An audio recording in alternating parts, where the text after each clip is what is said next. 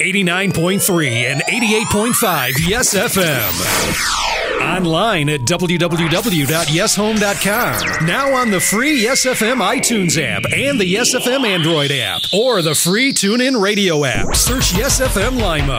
On the phone lines, we have Jeremy. Jeremy is the lead singer of Nine Lashes, and they have a brand new album that dropped today. It's called From Water to World. Jeremy, how's it going this afternoon? It's going great. How are you? It's going very well. Welcome to the Afternoon Rebellion. We are excited to get to talk to you today. I'm excited to be here. Thank you guys for taking time out of your day for me. You're welcome. You're welcome. Why don't you go ahead and tell us a little bit about your new album? Well, I'm super excited for it to be out.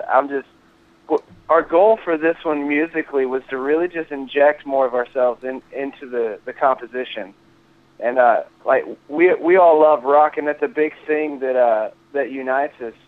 But we really wanted to add to the sound because personally, all of us individually we have a more broad taste than that. Like we have various what's the word I'm looking for? I can't even think about it. We have very diverse taste in music.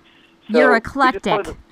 We wanted to let that through because anytime you kind of hold a part of yourself back as an artist, that fan and artist relationship kind of becomes a little more artificial. And so we didn't want to do that. We just wanted people to see us and like us for us. And if they didn't, that's great. We still love them, you know. And so what are some of the differences between this album and the first album that you put out? Well, we walked away from World Review. Aaron Sprinkle had added a few electronic little touches on the last album, and until then we hadn't really known that was a possibility for us, and we loved it. We walked away from that record saying we want more of that in the next album, and so we set out to learn how to do it, to figure out how we liked it, how we didn't like it, and just to really take it and make it our own. And then we came back to Aaron for half the record, and we thought we had learned so much, and he made us look like a beginner again. Now, you guys actually, speaking of being a beginner, and when you guys got your start, you had signed on as independent, and you guys released an album, and you were just kind of getting started, and Trevor of Thousand Foot Crutch discovered you guys and brought you on to Tooth and Nail. How was your relationship with the guys of Thousand Foot Crutch?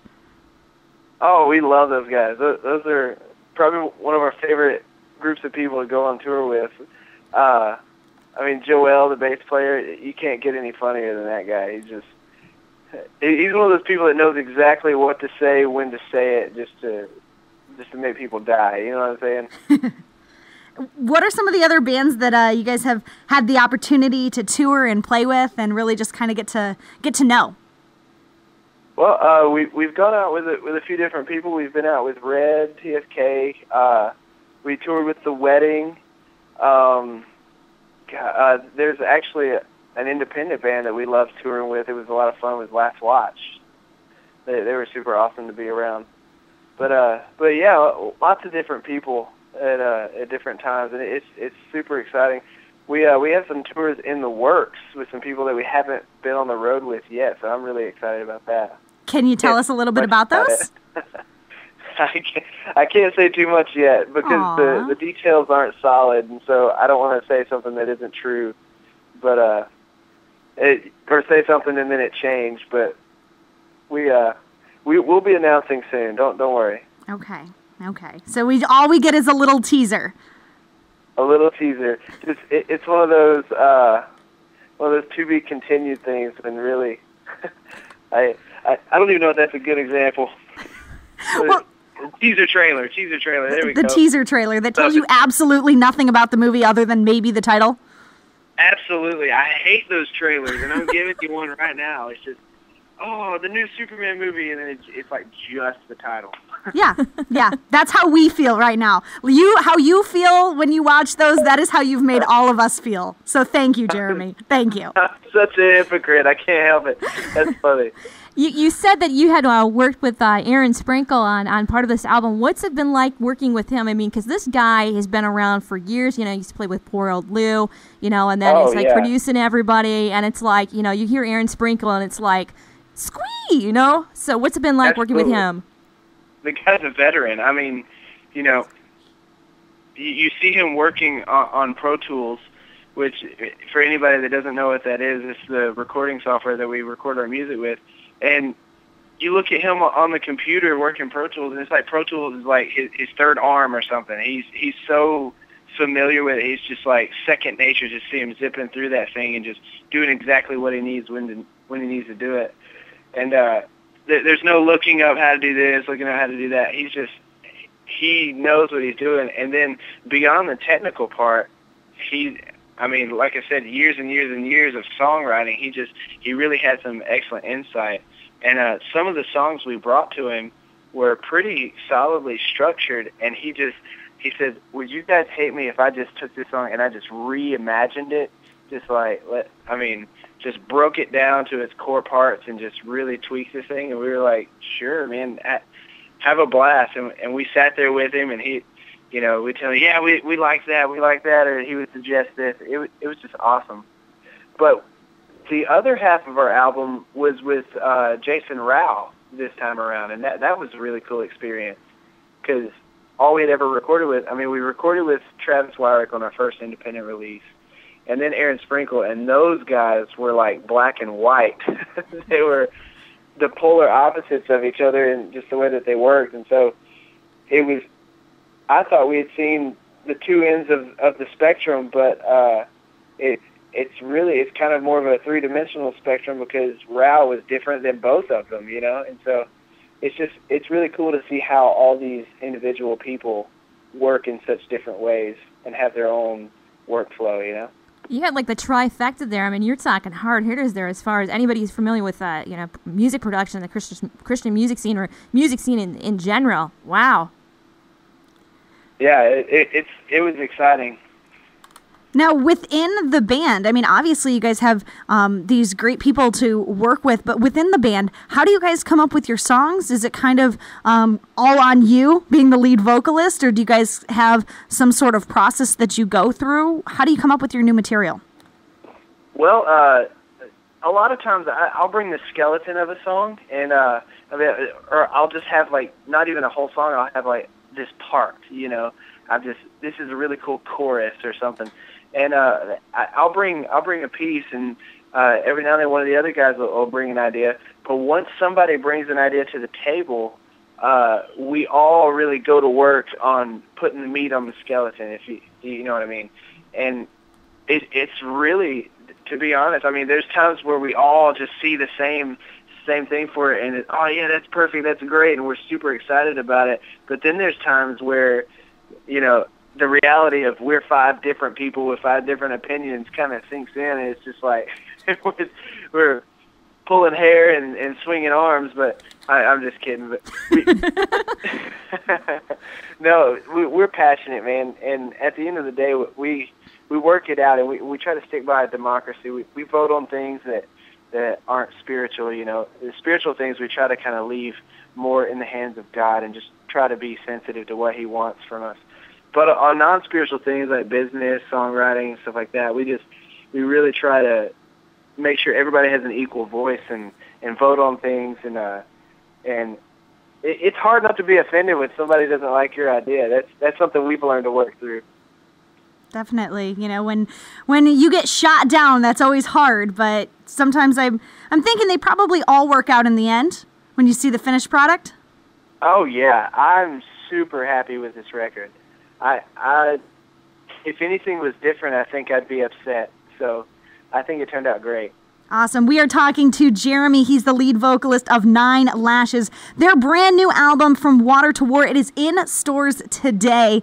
And we've got something special for our Yes FM listeners. Yeah, absolutely. I'll be happy to know, Jeremy. We're going to get your guys' music into the hands of our listeners. I'm giving away the CD and qualifying them for an autographed CD and a Nine Lashes t-shirt. So, yeah, some free swag. So you got to keep on listening for your chance to win that. Jeremy, why don't you go ahead and tell us a little bit about you were talking about, when God's doing things, you just kind of got to let him go, leave those things in his hand. What are some of those God things that you guys have had lately? Oh, wow. Well, lately, we were talking about videos, and we were only going to get to do one video. And we were kind of down about that because, we did 2 last time, and the video that the label wanted to do was kind of a lighter song, and we're cool with that, but we really hated leaving it at that. And sometimes it's easy to feel like you're having to figure everything out, like God's kind of left you hanging. Christians go through that all the time where you're at a point where it's like, oh, where you at, God? You know what I'm saying? But I've found, from the time I joined this band to right now, this very minute, step by step, he's been there every bit of the way. And every time I felt like that, he's proven me wrong, saying I was there the whole time. And so we were kind of discouraged about these videos. And then come to find out, a guy that I went to high school with and was best friends with, and actually he gave me my first guitar and got me started in music. Turns out he had been in the past, 5-6 years, he's been into doing videos and stuff like that, cinematography, I guess you could call it. And we checked out his stuff, and it was looking great. It was looking phenomenal. And so we called him, and we were like, hey, would you be interested in doing this with us and helping us out? And we told him that the budget that Tooth had given us for videos and everything, and he said, that's a great budget, but I'll tell you what, I can't feel right about charging you guys for this. I just want to take that whole budget and put it toward making the videos awesome. So God right there showed me that you might get discouraged about things, but I put that chess piece in your life years ago. You know what I'm saying? I positioned you guys in that way to where you could see that I've planned these things from the beginning, Absolutely. But I went to school with this guy in 8th grade, and here it is 6 years later, and God worked it out perfectly, It's amazing how God works sometimes. You don't understand what's going on, and he's got it all under control.